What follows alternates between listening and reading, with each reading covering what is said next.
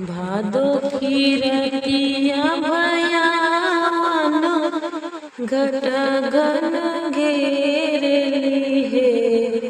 भादो की रतिया भयावन घट घन घेरली है।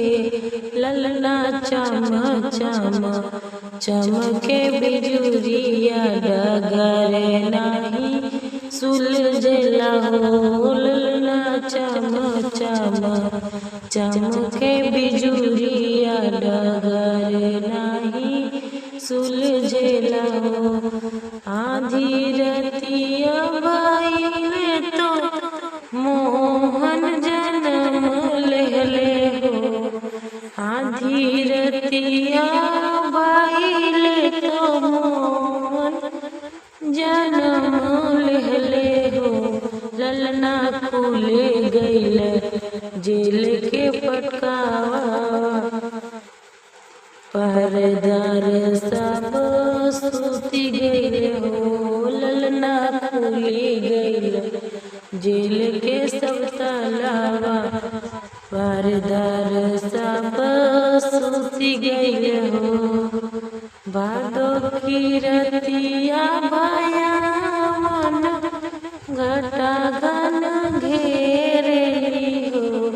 ललना चम चम चमके बिजुरिया डगर नहीं सुलझला हो। ललना चम चम चमके बिजुरिया डगर नहीं सुलझला हो। सुप में से गुड़ लटकावेले कि यमुना में डाल देले हो। सुप में से गुड़ लटकावेले यमुना में डाल देले हो। ललना यमुना के जल भइल थोड़े तो वसुदेव पार भइले हो। ललना यमुना के जल भइल थोड़ तो वसुदेव पार भइले हो। भादो की रतिया भयावन घटा घन घेरली हो। ललना चम चम चमके बिजुरिया डगर नहीं सुलझला हो।